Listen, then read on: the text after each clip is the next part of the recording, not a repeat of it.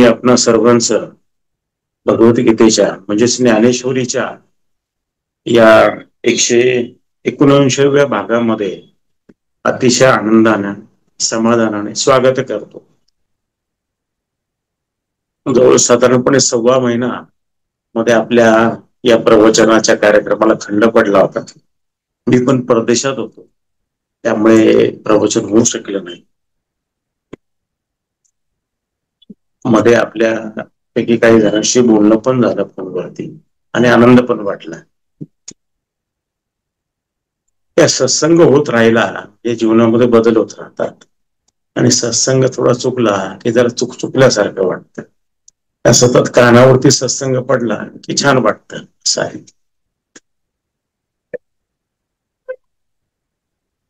तर आपण अध्याय 15वा जो आहे पुरुषोत्तम योग हा आपण बघत होतो. आणि पुरुषोत्तम योग हा जो अध्याय आहे याच्यामध्ये संसार जो आपण म्हणतो त्या संसाराचं वर्णन करण्यात आलेलं आहे. भगवान श्रीकृष्णाने संसाराचं व्यापक वर्णन केलेलं आहे. त्यांनी संसाराला उलट्या वृक्षाची प्रतिमा दिलेली. एखादं झाड जर असेल त्या जमिनीतून उपटलं आणि उलट केला, मुळे वर दिसतील आणि फांद्या खाली दिसतील. असं बहरलेलं झाड जर पाहिलं ते जसं दिसेल तसा संसार आहे असं त्यांचं म्हणणं आहे.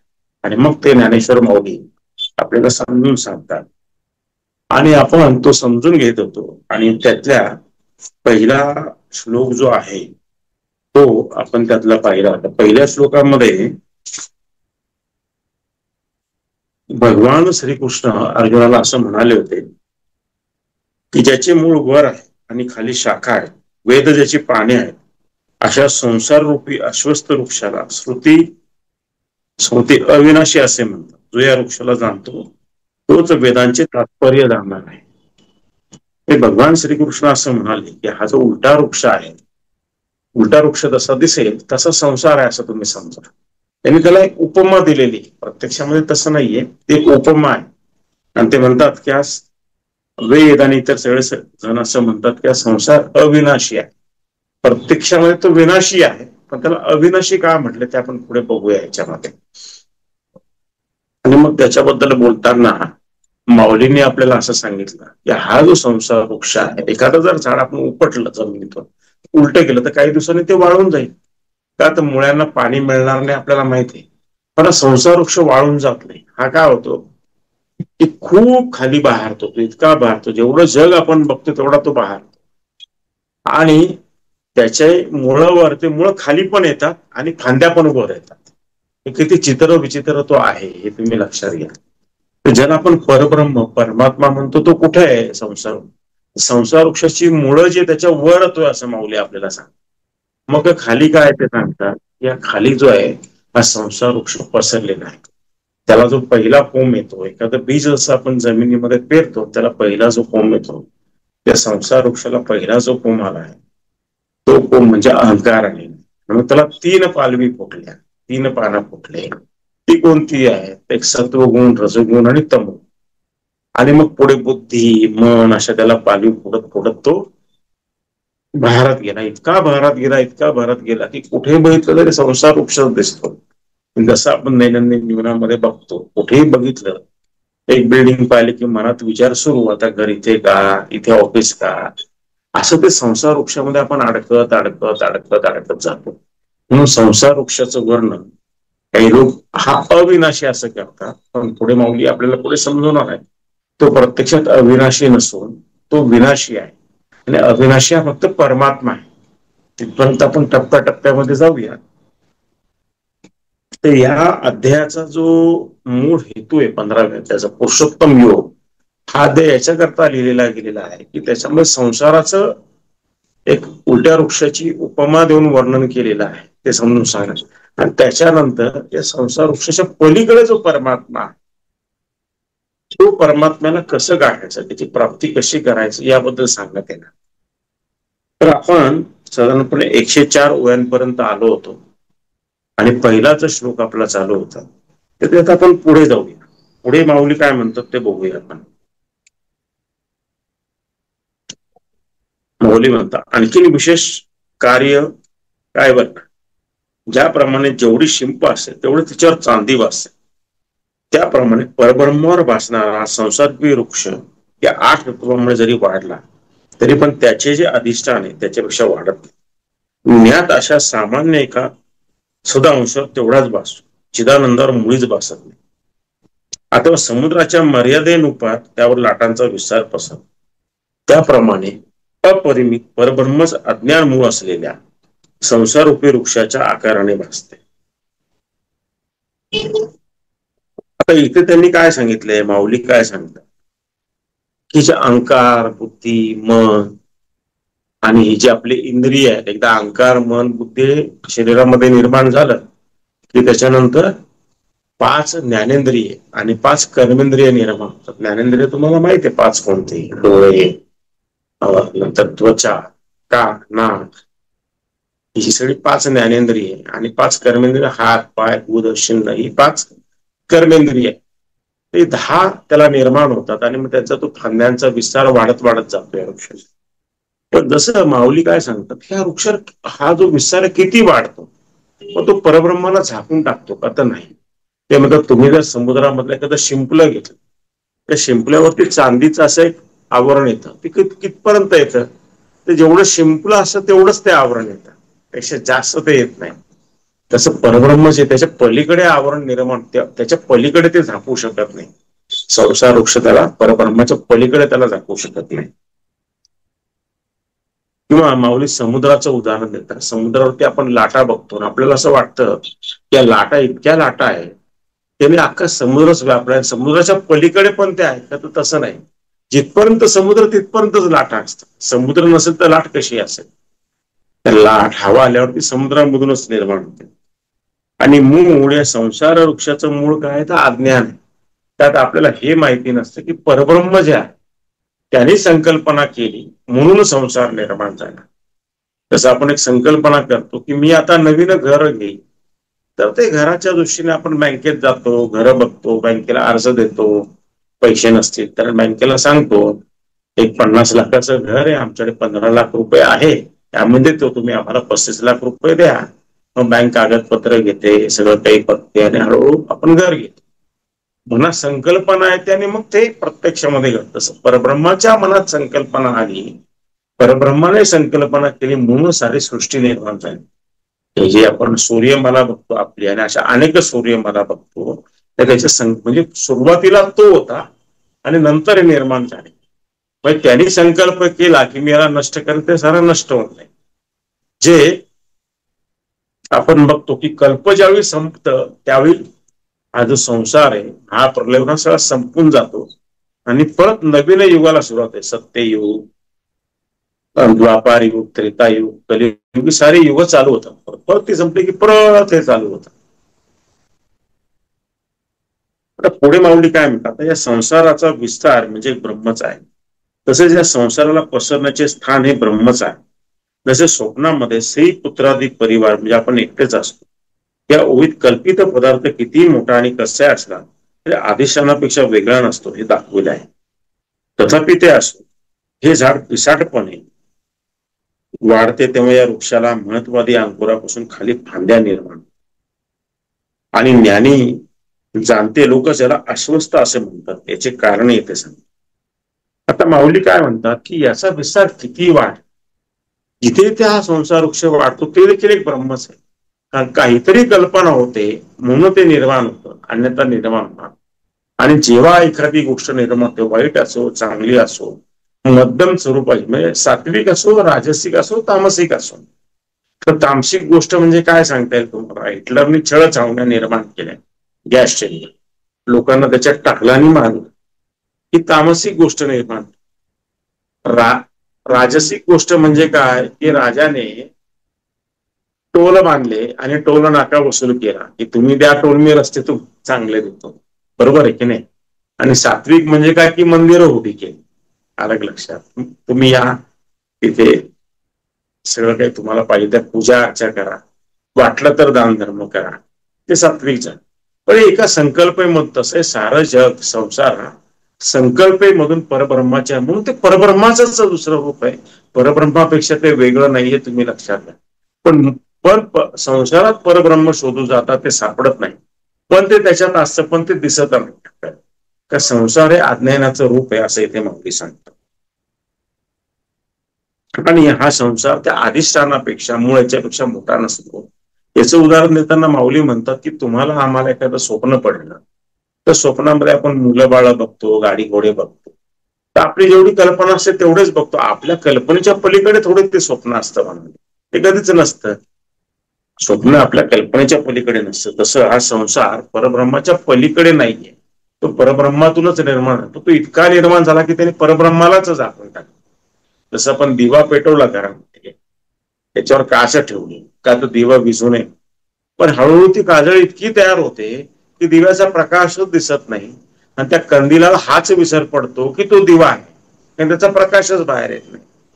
मग काच जशी जशी साफ होते तसं तसं त्याला कळतं की मी आतमध्ये ज्योती स्वरूप असून मी प्रकाश देऊ शकतो. कंदील हे माझं खरं स्वरूप नाही, ज्योती स्वरूप मी आहे हे माझं खरं स्वरूप आहे. तसंच तर ते परब्रह्म आणि संसाराचं आहे, हे आपण इथे लक्षात घ्यायला पाहिजे. परब्रह्मच्या बाबतीमध्ये संसार काय करतो, इतका वाढतो खाली वर सगळ्या बाजूनी फंदे. कुठेही पाहिला तरी आपल्याला संसारच दिसतो. कुठेही पाहिलं, कुठेही जा जगात, तिकडून जा तिकडे जा, कुठेही जा, आपल्या लक्षात की अरे संसार संसार, सारे लोक धावपळ करतायत, पळापळ करतायत. पैसे पाहिजे, संपत्ती पाहिजे, मान प्रतिष्ठा सन्मान पाहिजे, चांगलं अन्न पाहिजे, चांगले कपडे लत्ते पाहिजे, चांगले गाडी घोडे पाहिजे, चांगलं शिक्षण पाहिजे. या अवस्थेतून त्या अवस्थेत, त्या अवस्थेतून त्या अवस्थेत, असं काही ना काहीतरी त्यांचं ते चालू आहे. असा जो संसार, हा जो संसाराचा वृक्ष आहे, याला ज्ञानी लोक आश्वस्त वृक्ष म्हणतात. ते का म्हणतात तर ते आता आपण समजून घेऊया असं माऊली ते म्हणतात. तरी स्व म्हणजे उद्या, तोपर्यंत देखील या प्रपंच रूपी वृक्षाची एकसारखी स्थिती नाही. असं एक क्षण देखील जो संपत नाही, तोच ढग अनेक रंगांचा होतो, किंवा वीज क्षणभरही पूर्णपणे स्थिर राहत नाही, किंवा सतत हलत असलेल्या कमळाच्या पाण्याला एक क्षणभरही स्थिरता राहत नाही, किंवा अत्यंत व्याकुळ झालेल्या माणसाचे अंतकरण ज्याप्रमाणे एक निमिषभर सुद्धा शांत राहत नाही, तसा संसार वृक्षाचा प्रकार आहे. हे माऊली काय सांगतात की आश्वस्त मधला जो स्व आहे तो म्हणजे उद्या. तो उद्या येईपर्यंत देखील हा संसार वृक्ष स्थिर राहत. कारण कोणीतरी मरतं, कोणीतरी जन्म घेतं, एखादं झाड पडतं, काही ना काहीतरी संसाराचा तो स्थिर नाही, तो सतत बदलणार आहे. म्हणून त्याला आश्वस्त असं म्हटलेलं. आपण आश्वस्त साधारणपणे पिंपळाच्या पानाला म्हणतो, पिंपळाच्या झाडाला म्हणतो आश्वस्त वृक्ष. त्याचे पुढे उदाहरण घेतलंय मोदींनी.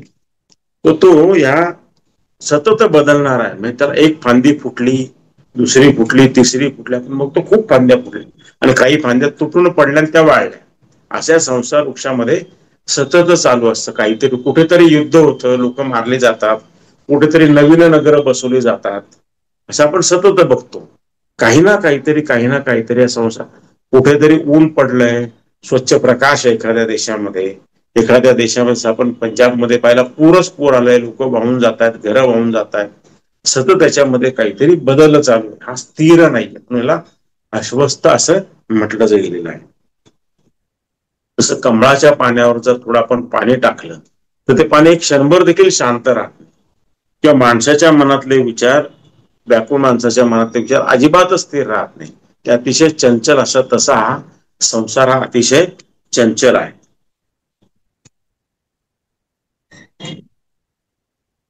त्या क्षणाक्षणाला नष्ट होत जातो, म्हणून याला आश्वस्त असे म्हणतात. आणि आश्वस्त या नावाने स्वभावता पिंपळ असे म्हणतात. पण क्षणाक्षणाला नष्ट होतो म्हणून तो आश्वस्त, आणि हा असा आहे म्हणून याला पिंपळ देखील म्हणतात. तथापि भगवंताचा तसा अभिप्राय, पण भगवंताला पिंपळ वृक्ष म्हणू इच्छित नाही. ते का तसं नाही, तर तो उपटला आणि काढला तर तो वाळून जाईल, हा तसा नाही. हा उपटून लावलेला उलटा वृक्ष नाही, ती कल्पना आहे की याला सतत पाणी मिळताना सतत वाढतोय आणि परब्रह्मालाच वेढून घेतो असं ते सांगतात. म्हणून ते पुढे म्हणतात, याला पिंपळ म्हटलं असता या प्रकारे चांगली संगती लावतील असे वाटते, पण तसे ते जावं. लौकिक गोष्टीची भानगड आपल्याला कशाला पाहिजे. म्हणून श्रोते हो, तुम्ही आता अलौकिक ग्रंथाचा ऐकावा, तेव्हा क्षणभंगुरपणामुळे या प्रपंच वृक्षाला आश्वस्त आहे. तात्पुरता तुम्हाला पाहिजे तर तुम्ही अश्वस्थ वृक्ष म्हणजे पिंपळ म्हणा पाहिजे तर समज येण्याकरता. आणखीन एक याच्या शाश्वतपणाबद्दल नावलौकिक आहे, परंतु याचा आंतरिक गर्भित अर्थ असा आहे, जसे सागर एकीकडे मेघाच्या मुखाने उपसला जातो आणि दुसरीकडे नद्या त्याला भर घालीत असतात, त्या कारणाने तो लहान होत नाही आणि मोठाही होत नेहमी पूर्ण भरलेलाच वाटतो, परंतु ते सर्व मेघ नदी याच्या उपसण्याने भरणे त्या क्रियेचा स्पष्टता होत नाही. तो प्रमाणे असेच वाटते. इथे माऊलींना काय म्हणायचं आहे ते म्हणतात, तुम्ही जरी पिंपळ वृक्षाचं उदाहरण दिलं की त्याच्या काही फांद्या पडतात, काही नवीन येतात, हे सतत चालूच असतं. तसं या संसार वृक्षाचं जरी तुम्ही समजायला तुम्हाला समजलं तरी हरकत नाही, पण पिंपळ वृक्ष ते आपण नजरेच्या टप्प्यात साठवू शकतो. हा इतका अपाट आहे की नजरेच्या टप्प्यामध्ये आपण साठवू शकत नाही. अख्खी पृथ्वी, सारे ग्रह तारे आणि अनेक सूर्यमाला यांनी वापरलेले आहेत. आमच्याकडे एकदा क्लब मध्ये एक आम्ही खगोलशास्त्राचे अभ्यासक बोलवले होते आणि ते म्हणाले की आकाशामध्ये जे तारे आहेत त्या ताऱ्यांना आपण ऋषीमुनींची नावं दिली, काही महान साहित्यिकांची नावं दिली, ज्यांनी शोधित त्यांची नावं दिली.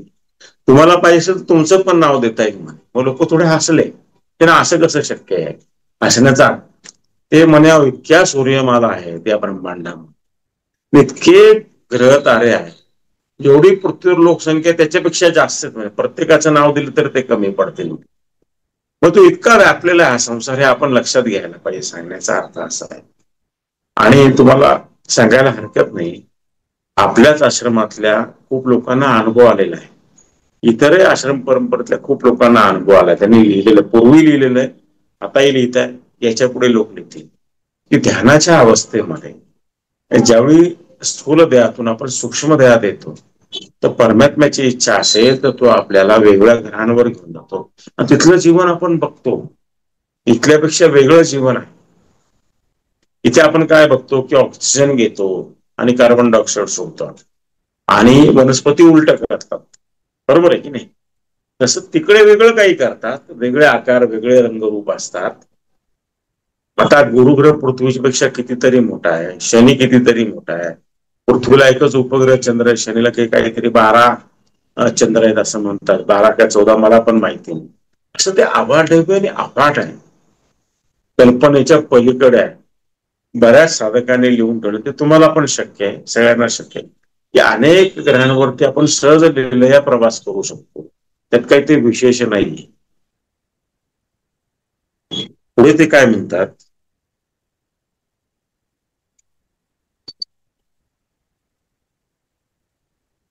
याप्रमाणे संसारूपी वृक्षाचे प्रकट होणे आणि नाहीसे होणे अत्यंत त्वरेने होत असल्याने लक्षात येतो, म्हणून अज्ञानी लोक याला अविनाशी म्हणतात.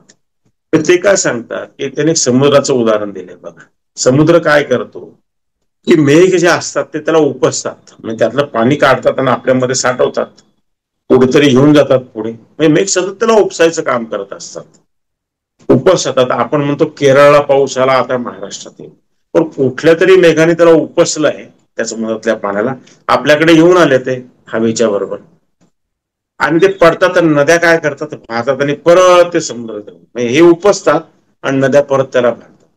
आपल्याला वाटतं अरे समुद्र तर काही पण तो सतत उपसणं चालू आणि भरणं चालू, आपल्याला वाटतं तो आटलाच नाही चालू. तशा संसार वृक्षाचा ज्ञानी लोक म्हणतात की तो सतत तुटतोय, मोडतोय, पण नव्याने परत जन्माला येतोय. तो संसार वृक्ष कसा आहे, काही फांद्या तुटतायत, मोडतायत, परत नव्याने जन्माला येतात. तसं करोना काळात काही लोक संख्या वाढली, परत नव्याने काही जन्माला आली, बरोबर. प्लेग मध्ये काही लोक गेले, परत नव्हे, युद्धामध्ये काही गेले, परत आले.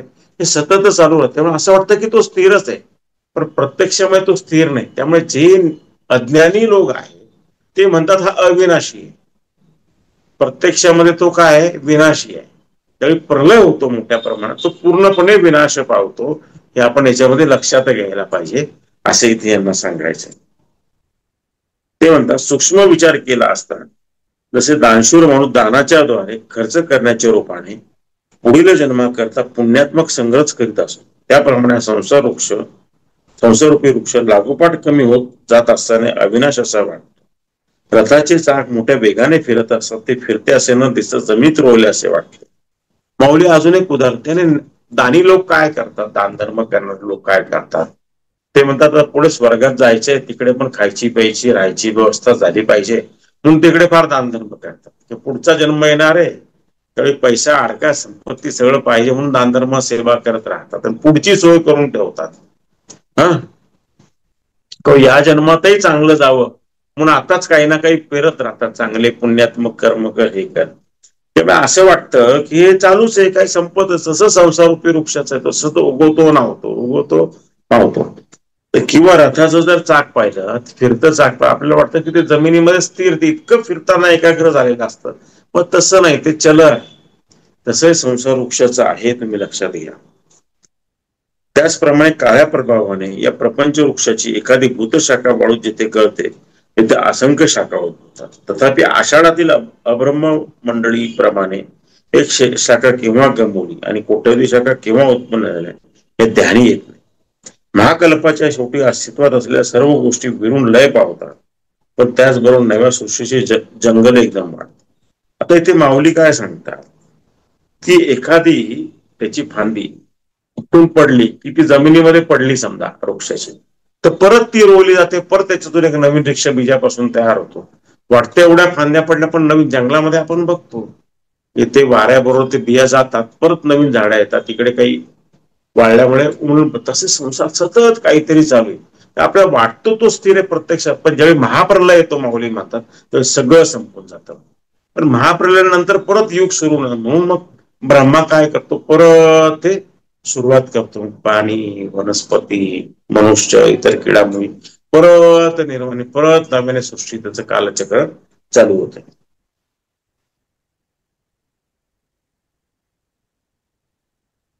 प्रलय कालाच्या संहारकारक महाभयंकर वाऱ्याने महाप्रलयाच्या अखेरची संसारूपी वृक्षाची जीर्ण झालेली साल वगैरे करून जाते नव्हते, तोच कल्पाच्या परंबस पुन्हा नवीन जगदरूपी झुपकीच्या झुपकी. म्हणजे ते म्हणतात या संसारी वृक्ष हा महाप्रलयात गळून पडतो, त्याची गळालेली साल पडायच्या आतच नवीन वृक्ष निर्माण होतात आणि परत परमेश्वर नवीन वृक्ष निर्माण करतो.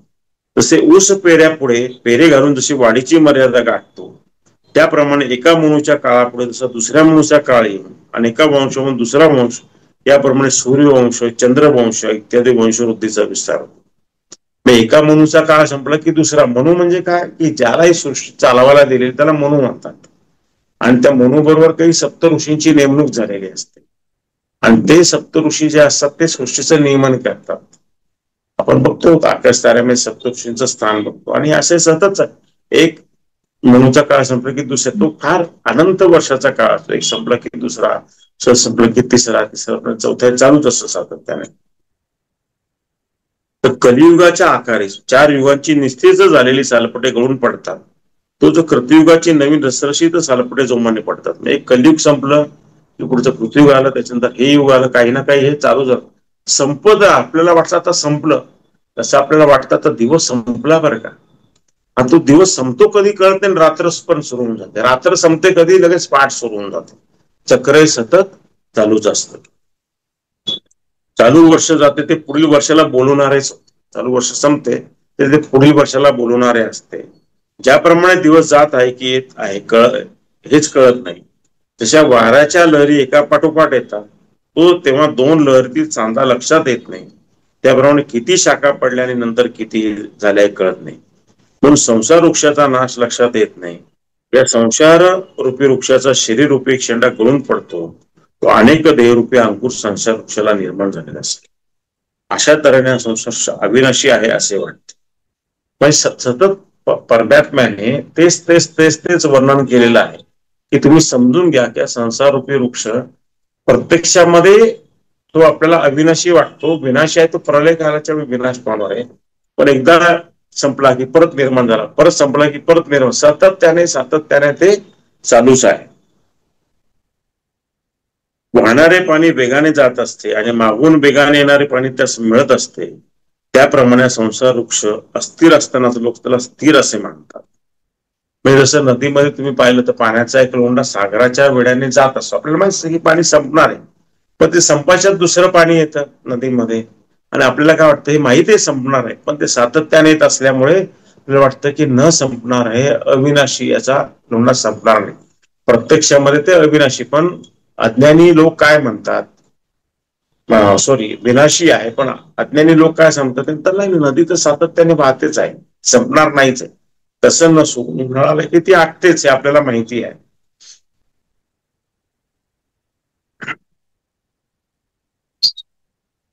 पापणीला पापणी लावावी आणि उघडा इतक्यापर्यंत सागरावर कोट्यवधी तरंग उत्पन्न होतात आणि नष्ट होतात, पण मूर्खांना ते नित्य असे वाटतात. कावळा एकच बुबुळ दोन्हीकडे सारखेपणाने फिरवीत असता त्या दोन्ही डोळ्यात असा सामान्य माणसांना भ्रम होतो. आता माऊलींनी काही उदाहरणं दिली. ते काय म्हणतात की तुम्ही जर समुद्राच्या काठावर उभे राहिला आणि समुद्राकडे पाहिलं, तुम्हाला खूप अशा लाटाचे तरंगचे तरंग आहेत आणि एका पाठोपाठ लाटांचे तरंग कधी मोठ्या कधी छोट्या, मग थांबत नाही, चालूच असतात त्या. आपण काय म्हणतो की तरंग कधी संपणार नाही, पण तसं नाहीये. तो सागरावर हवा आली म्हणून तरंग निर्माण झालेले आहे. हे त्या अज्ञानी माणसाला कळत नाही की सागर मूळ आहे, तरंग हे वाऱ्याच्या मुळे येत आहे आणि ते संपणारे आहे. त्याप्रमाणे इतके येतात इतके येतात, पापणी आपण लावली आणि उघडली, या दरम्यान अनेक सृष्टी तिकडे निर्माण झालेल्या असतात. आणि तुम्हाला गंमत सांगतो, या सृष्टीमध्ये एखाद्या माणसाने देह सोडला आणि परमात्म्याची इच्छा की दुसऱ्या सृष्टीमध्ये त्याला पाठवतो, सांगतो बघ तुझी पुण्यकर्म चांगली, इथे राहा काही दिवस, ध्यान धारणा कर, परत तिकडे जन्म घे, इकडे जन्म घे. इतक्या ठिकाणी ते जरूर नाही की तुम्ही पृथ्वीवरच याल तुमच्या, आणि जरूर नाही की तुम्ही मनुष्य जन्म, तुमच्या कर्मावर ते अवलंबून राहील. किडा मुंगीत घालायचा जन्माला का अजून कशामध्ये घालायचं, का अजून एखाद्या राजाच्या घरी जन्माला घालायचं, की अतिशय पुण्यकर्म करणाऱ्यांच्या घरी जन्माला घालायचे, सगळ्या कर्मावरचा तो खेळ असतो सगळा. पण पापणी लावण्याच्यात अनेक लोक मृत्युमुखी पडतात आणि अनेक जन्माला आलेले असतात. आपण इंटरनेटवर आकडेवारी पाहिली साऱ्या जगाची, तरी आपल्या असे कितीतरी पृथ्वीवर असे कितीतरी ब्रह्मांड आहेत.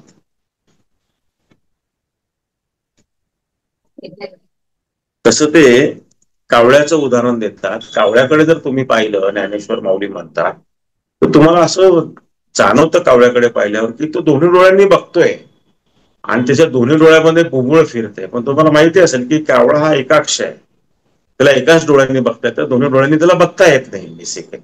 पण एकच बुबुळ दोन्ही डोळ्यात फिरते, आपल्याला काढते तो डोळ्यांनी बघतो. आता एक कावळ्याची खरी गोष्ट काय आहे, तर कावळ्याची ती गोष्ट जी याच्यामध्ये या ज्ञानेश्वरीमध्ये काय झालेलं आहे माहितीये का, माऊलींनी जी उदाहरणं दिलेली आहे पुराणामधली, त्या उदाहरणं ती नेमकी काय आहे याच्याबद्दल देखील त्याची जी मीमांसा ज्ञानेश्वरीच्या शेवटी त्यांनी ती केलेली आहे. कावळ्याचं जे उदाहरण आहे ते आपण पाहूया, ते काय आहे. तर इथे जे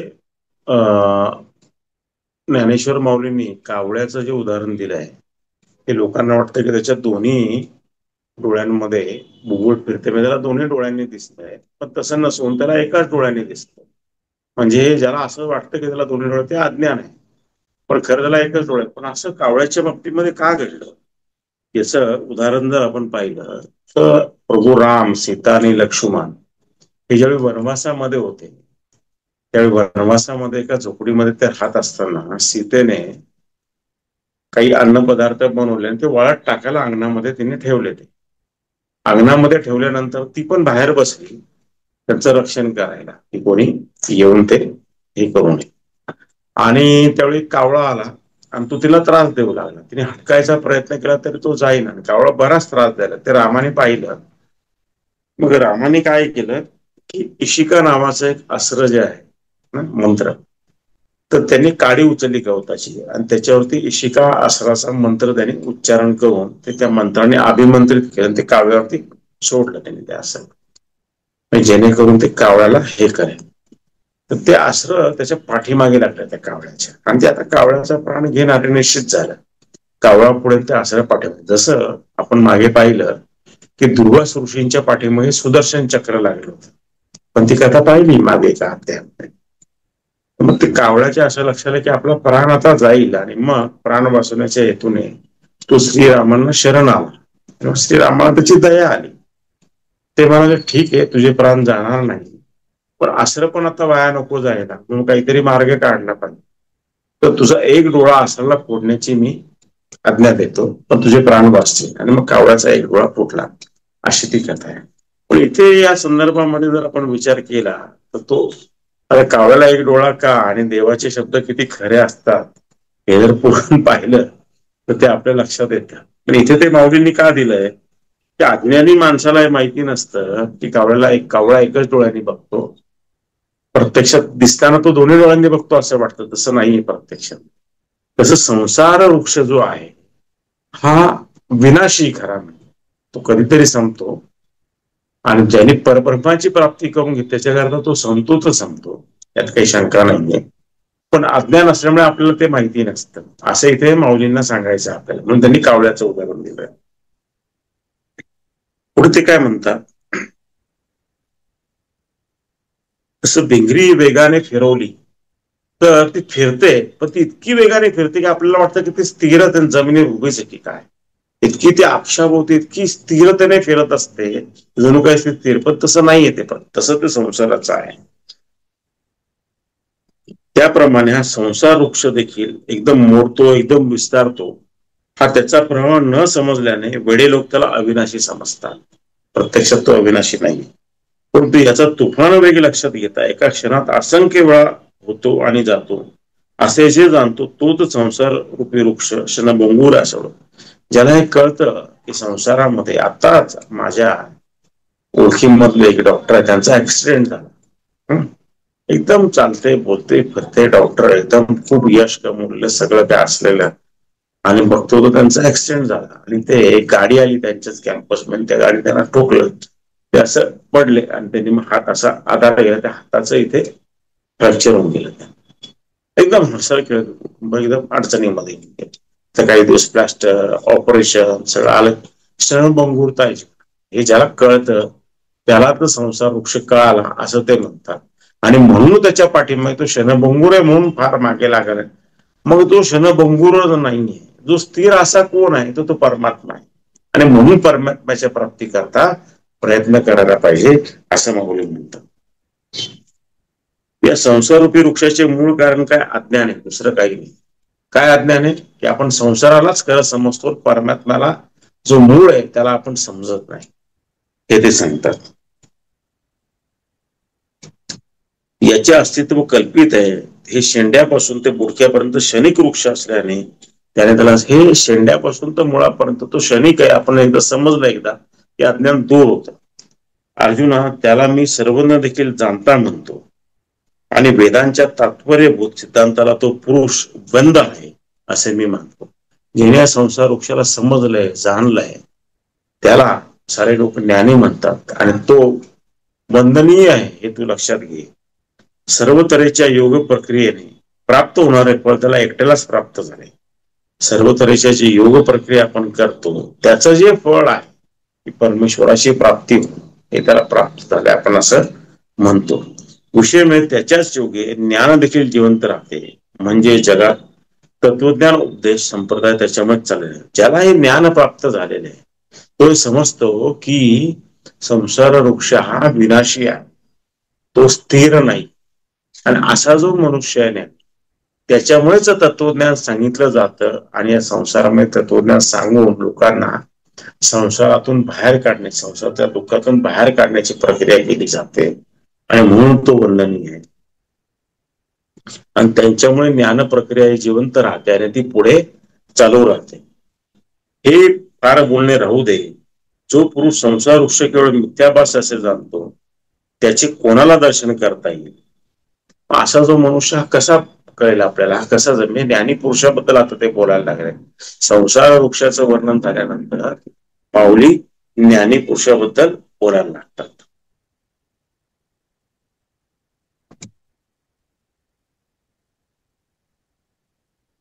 आता दुसरा श्लोक घेऊया. पण दुसऱ्या श्लोकामध्ये ते काय म्हणतात, कृष्ण असं म्हणतात, त्रिगुणांनी वाढलेल्या विषयांचे पल्लव ज्याला आहे अशा या संसार वृक्षाच्या शाखा खाली आणि वर पसरलेल्या आहेत.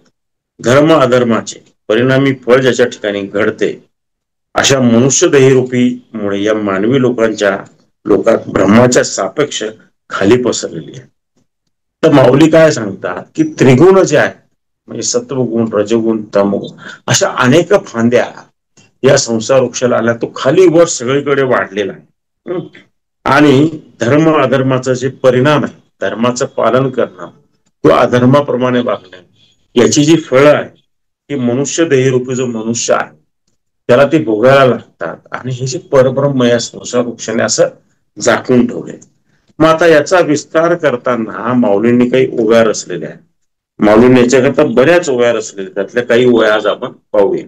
माऊली काय म्हणतात, मग या खाली शाखा फुटलेल्या प्रपंच वृक्षाला वरती उंच सरळ जाणाऱ्या शाखाही मोहलक आहेत, आणि खाली ज्या फांद्या विसरल्या आहेत त्यांचीच मुळे बनून त्या मुळांच्या खाली वेलपल्लवी पसरले. म्हणजे हा जर संसार वृक्ष पाहिला त्याच्या फांद्या वरही गेलेल्या आहे, मुळात तो उलटा आहे, वर मूळ आहे आणि खाली फांद्या आहे. पण त्याच्या काही फांद्या वरही गेलेल्या, काही फांद्या खाली गेलेल्या असं समजत नाही, आणि खाली आलेल्या फांद्यांना पण परत मुळ आलेले आणि परत तो उगवतो, असं वाढतोय वाढतोय वाढतोय. आपण बघतो संसारामध्ये, आपण आपला सगळा संसार नीट नेटका चालवतो, मुलांचे लग्न होतात, मुलीचे लग्न होतात, असं वाटतं आता हुश्य झालं बरं का सगळं, आता मी माझं जीवन जगायला मोकळा.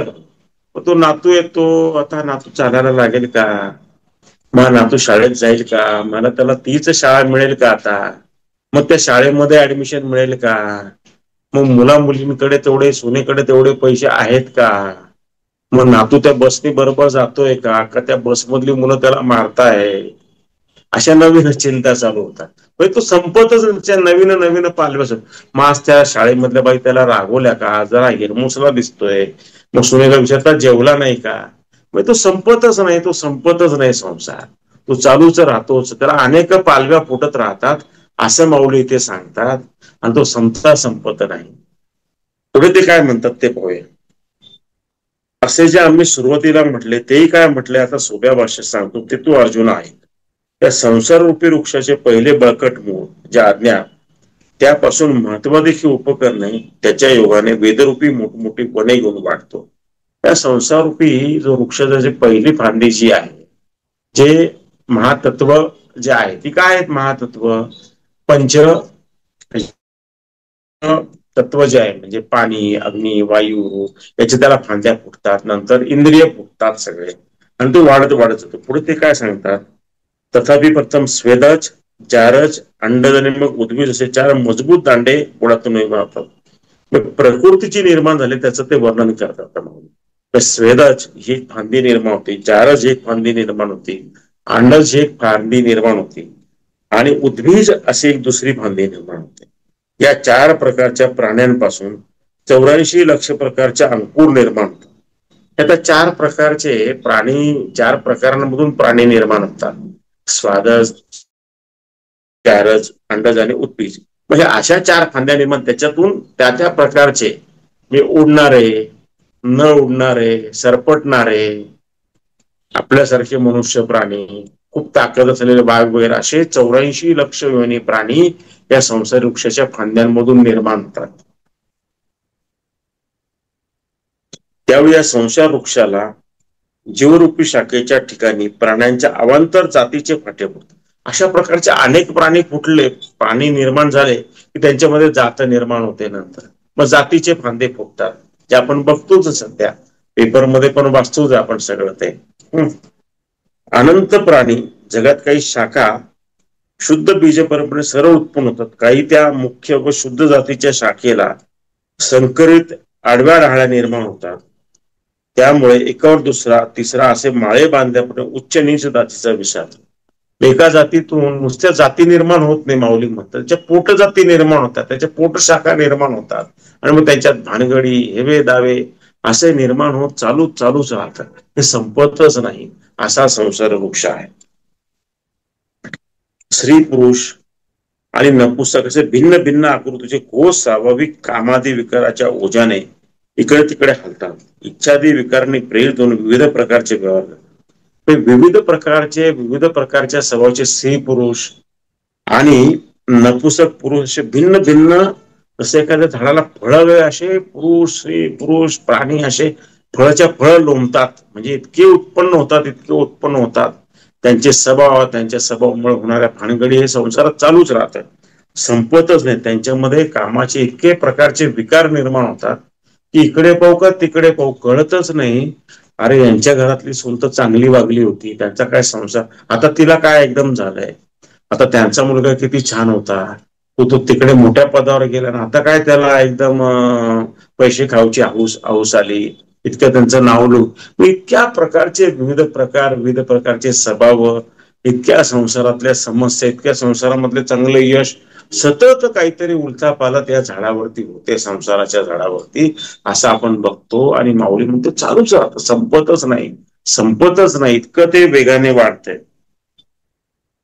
जसे पावसाळ्यात आकाशात काळ्या कुट्ट ढगांचा व्याप ताणतात, त्याप्रमाणे अज्ञानदशेत साकारांचे बंड. म्हणजे पावसाळ्यामध्ये आपण माऊली म्हणतो आकाशात आपण बघतो अचानक काळे ढग येतात, एकामेकावर आपटतात, विजा निर्माण होतात, त्या खाली आकार करतात. त्याप्रमाणे इतक्या प्रकारच्या या संसारी जगामध्ये फांद्या, लोक, जगोत्पत्ती निर्माण होते की समजतच नाही, या देशात काय चाललंय, त्या देशात काय चाललंय, तिकडे भलतच काहीतरी चाललंय, इकडे अजूनच काहीतरी चाललंय, तिकडे तो अमेरिकेत अजूनच काहीतरी ओरडतोय, त्याचे परिणाम आमच्याकडे इकडे होतात, तिकडे रशिया युक्रेन युद्ध चालू आहे, हे संपतच नाही. कुठेतरी एक प्रवचन ऐकायला शांत, दुसरीकडे दुसरी बातमी ऐकायला मिळते, कधी संपणार आहे आणि मग कसं काय याचा निपटारा लावायचा आहे, मनाला समजत नाही, ते गुंतवून जातं त्याच्यामध्ये. हे सारं अज्ञानामुळे होतं असं ते म्हणतात. शाखेच्या नैसर्गिक ओझ्याने त्या शाखा खाली लावून एकामेकामध्ये गुंततात आणि नंतर त्रिगुणाच्या शोभाचे वारे उडवतात. याच्या शाखा इतक्या झालेल्या असतात, त्यांना इतके फळं येतात, मनुष्यरूपी, प्राणीरूपी, ते झोकतात त्या फळामुळे, खाली येतात आणि एकामेकामध्ये मिक्सर, त्यांच्यामध्ये 3 सात्विक राजसिक तमोगुण येतात आणि मग त्यांच्या लाथळ्या चालू होतात. आणि मग समजत नाही की त्या गुणांच्या प्रचंड सुसाटाने हे ऊर्ध्व मूळ झाड 3 ठिकाणी चिरलं, हे जे उलट झाड आहे, इतक्या फांद्या, इतक्या त्याला आलेली फळं, इतकं हलायला लागतं की कळतच नाही की या झाडाचं काय झालेलं आहे. हे झाडाचं मूळ वर आहे, फांद्या खाली, ते इतकं डगमगते, काय चाललंय काय या झाडाचं हे समजत नाही असं माऊली म्हणतात. त्यात रजोगुणाचा झोळका विशेष वेगाने येऊन आदळल्या हे मानवजातीची शाखा मोठ्या वेगाने लठ्ठवते.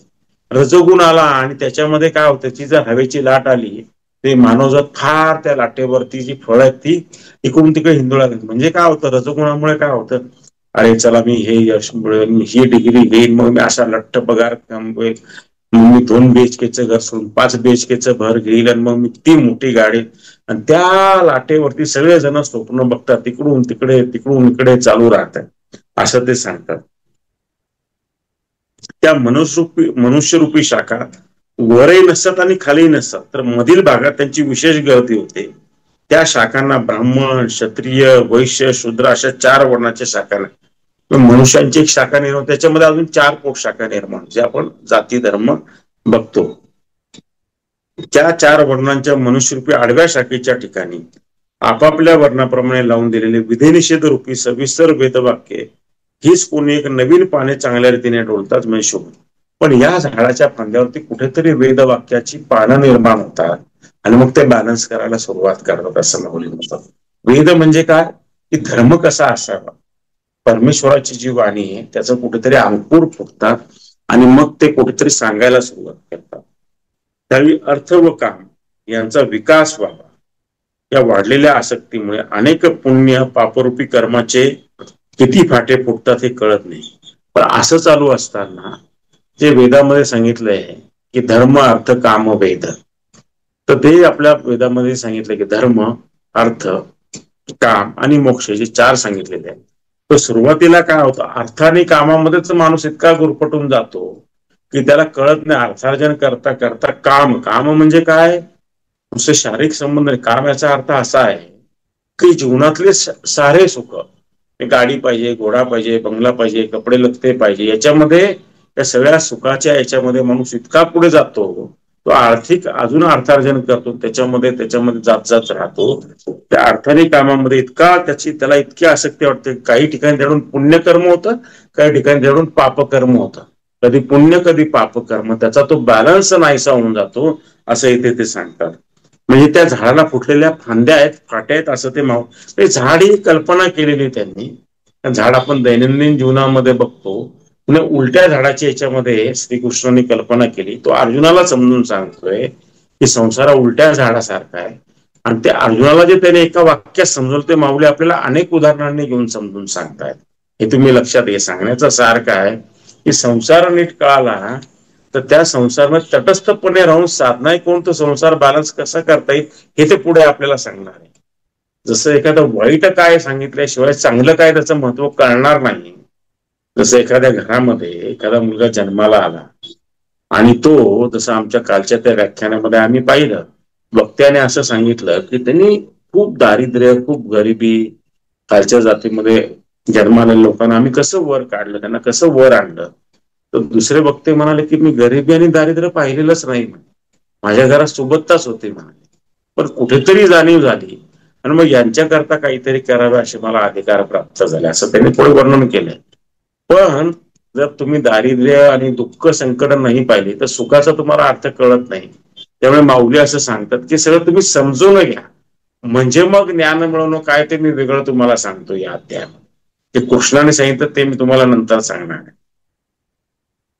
तर पुढे माऊली म्हणतात त्याप्रमाणे प्रारब्ध कर्म फलभोग देऊन संपले असता मागील देहरूपी निर्जीव लाकडे गळून पडतात, तोच नवे अनेक देहरूपी फाटे द्या. मग असं होत असताना माऊली म्हणतात की कर्माची फळ आपण भोगतो, प्रारब्ध आलं ते भोगलं एकदा की मग ही जी फांदी जी याच्यावरचं फळ गळून पडतं, म्हणजे काय होतं, मृत्यू होतो, परत नवीन फळं येतात आणि परत नवीन कर्मांच्या अंकुर आपल्याला भोगायला लागतात. आणि निसर्गता आपल्या अंगकांतीच्या सौंदर्याने चित्ताकर्षक असलेले शब्दाधिक विषयरूपी नवी नवी पाने नेहमी तयार होतात. तर परत नवीन पान येतात, नवीन शरीर तयार होतात असं माऊली म्हणतात. अशा तऱ्हेने रजोगुणांच्या वाराने मनुष्य शाखांचे समूह जेव्हा वाढतात तेव्हा त्या शाखा समूहाला मनुष्य लोक अशी संज्ञा देतात. त्या रजोगुणाच्या याच्यामध्ये काय होते की माणसं येतात, कर्म करतात, सुख दुःख भोगतात आणि परत वर गेले, पुण्यकर्म संपलं की परत खाली येतात भोगायला, परत चालू ते राळ गाडग्यात माणूस फिरत राहतो, येतो जातो. खूप पापकर्म केले असेल, तमोगुणी असेल तर प्राण्यांच्या जन्माला जातो. फार व्यापार उद्योग नोकरी बिक्री करून छान आयुष्य घालवलेलं असेल, अजून मूळ उपास तापास केल्या असतील तर तो परत मनुष्य जन्माला येतो.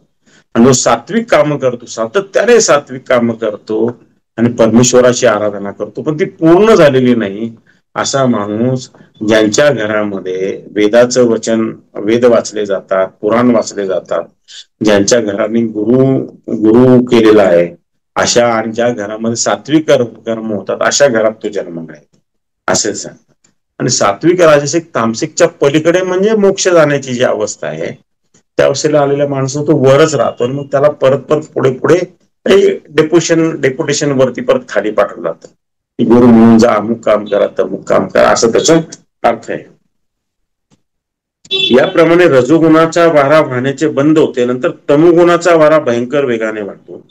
तर या मनुपत शाखेवर खालच्या बाजूस अधम वासनांची पालवी फुटते आणि दुष्कर्माच्या ढाळ्या पसरू लागतात आणि त्या फांद्यांना निषिद्ध कर्मरूपी सरळ कठीण सोट निघून त्यांना प्रमादरूपी पाने अंकुर ढाळ्या निर्माण.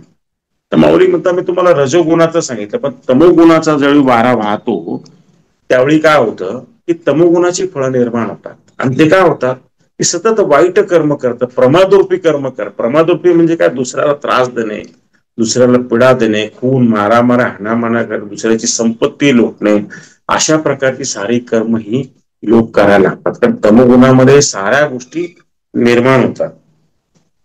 आणि वेदांनी जे कर्म त्याज्य ठरवलंय त्या निषेध प्रतिपादक वेदवाक्याचा पाला अग्रभागावर जसजसा बाजू लागतो, शत्रूचा नाश करणारे चारण, मारण, स्तंभन, उच्चाटन, वशीकरण इत्यादी अभिचार कर्मे आगाम ग्रंथांचे ती करण्याची इच्छारूपी वेली पानांची 35, म्हणजे त्याला अशी पानं येतात त्या झाडाला. सगळी जे चारण, मारण, तंत्रविद्या, दुसऱ्याला त्रास देणे, वशीकरण करणे, असे वाईट वाईट कर्म हे लोक करतात. त्यावेळी तमोगुणाची फांदी वाढते, त्यावेळी अशा प्रकारची वाईट कर्म हा मनुष्य करू लागतो. मागे सांगितल्या वर्णल्याप्रमाणे तो निषिद्ध कर्माची तळातील मुळे मोठी होतात, त्यावेळी जन्मरूपी शाखा पुढे पुढे धाव घेतात. उच्च योनीतून अधम योनीत जन्म प्राप्त होतात. तेव्हा अत्यंत घृणेरड्या कर्मामुळे अत्यंत व्यग्र असलेल्या कर्मभ्रष्टांना चांडाळादी नीच योनी रूपी मोठ्या फांद्यांचे जाळे पडतात.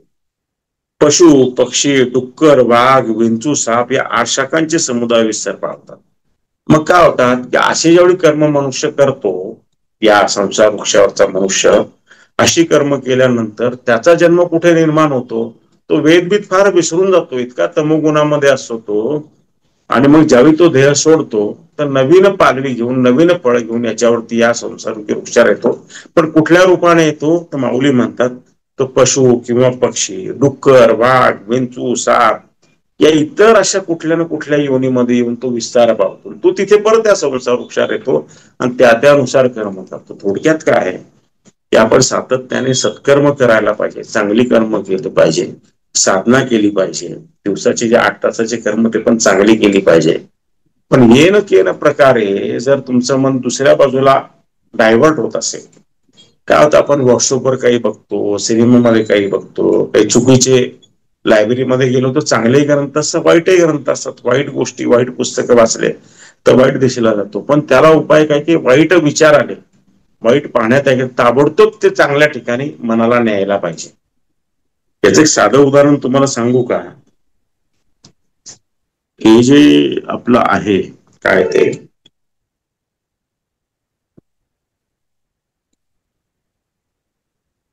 एक जो मोठा जो समुदाय आहे,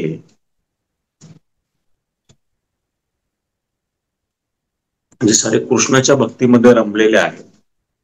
प्रभुपादांनी सुरू केलेला हा जो समुदाय आहे, जी कृष्णाची इस्कॉन मला म्हणायचं, इस्कॉनची जी मंदिरं आहेत, तर प्रभुपादानंतर जे इस्कॉनचे प्रमुख झालेले आहेत, राधानाथ स्वामी म्हणून, तर त्यांचा अलीकडेच एक इंटरव्ह्यू माझ्या पाहण्यामध्ये आला. त्या इंटरव्ह्यू मध्ये तरुण मुलं मुली त्यांना काही प्रश्न विचारत होते आणि त्यांनी असं विचारलं तरुण मुला मुलींनी त्यांना की ते मनावरती नियंत्रण आणा असं सांगतात, पण ते आणायचं कसं म्हणाले, कुठं कठीण काम आहे म्हणाले, त्यांनी फार सोपं आहे म्हणाले. पण त्यांनी सोपं उदाहरण दिलं, ते मी तुम्हाला सांगतो. ते काय म्हणाले, तुम्ही रेडिओ ऐकतात का? ते म्हणाले ऐकतो की. म्हणे मग काय करता? स्टेशन बदलतो, विविध भारती लावलं समजा आपण स्टेशन, ते म्हणाले. तर विविध भारती गाणे ऐकू येतात, आपण त्या गाण्यामध्ये तल्लीन होत जातो. आपण FM लावतो, तर FM वरची गाणी आपल्याला ऐकू येतात, अलीकडच्या काळात झालेली गाणी. दुसरं त्याच्यावरच्या जाहिराती आहेत. अजून एक वेगळं स्टेशन लावलं, सिलोन लावलं त्याच्यावर, तर ते स्टेशन रेडिओवर कोणतं लावायचं तुमच्या हातात आहे ना म्हणाले. तुम्ही जे ट्यून कराल त्याप्रमाणे तो रेडिओ तुम्हाला ऐकवेल की नाही म्हणे. रेडिओ तर काही स्वतःच्या मर्जीप्रमाणे जात नाही. तसं तुम्ही तुमच्या मनाला कुठे गुंतवाल त्याप्रमाणे ते गुंतणार आहे ना. तर काळाने गुंतवा दुसरीकडे. जर रेडिओ आपण ट्यून करतो तसं ते मन ट्यून करा दुसरीकडे. आलं इतकं ते सोपं आहे, पण ते आपण करायला पाहिजे. महत्वाचं काय, वाईटातून काढून चांगल्याकडे ट्यून करायला पाहिजे. तसं आपल्याला माहिती आहे दिवसभरात आज 8 कामं करायची, मध्ये स्टून काहीतरी मोबाईल घेतलं, गेलो, रमलो, गेले 15 मिनिटं तिकडे निघून, परत कामं सुरू केली, परत काहीतरी परत ट्यून झालं, परत गेला 1 तास निघून, मग आपण काहीतरी, म्हणजे असं अनेक कुठल्या ना कुठल्या माध्यमातून ते मन हे डायव्हर्ट होत असतं. तर ते आपणच त्या मनाचे राजे आहोत, कारण आपणच त्या मनाला ठरवू शकतो. आपण जो पशु पक्षी योनीमध्ये मनुष्य कसा जातो ते आपण ऐकलं. इथे आपण थांबूया, म्हणजे आपल्याला पसायदान पण घेता येईल आणि थोडंफार बोलणं पण आपलं. तर आपण सगळ्यांनी इच्छा ठेवली, भगवंतांनी सदबुद्धी दिली आणि तुम्ही सगळे आलात, म्हणून मी ज्ञानेश्वरी, तशी माझं रोज वाचन ज्ञानेश्वरीचं असतं. पण जिथे आपण मागच्या प्रवचनात थांबलो होतो त्याच्या पुढचं मी चिंतन मनन केलं. तुमच्यामुळे माझं परत परत चिंतन मनन होतं, नवीन नवीन मी शिकतो. म्हणून तुमच्या हृदयातल्या श्रीकृष्णाला मी प्रथम वंदन करतो आणि तुमचेच मी आभार मानतो. एखादी चांगली गोष्ट सातत्याने आपण पाहिली, ती गोष्टच आपण होऊन जातो असं असतं. त्यामुळे मी तुमचे आभार मानतो. तुमच्या जीवनामध्ये आत्मप्रकाश पसरो, तुमचं जीवन आनंदी समाधानी हो आणि तुमच्या साऱ्या इच्छा फलद्रूप हो, अशी मी कृष्णाला प्रार्थना करतो. आणि आजचं प्रवचन संपलं असं मी तुम्हाला सांगतो. जय श्रीराम, जय श्रीराम.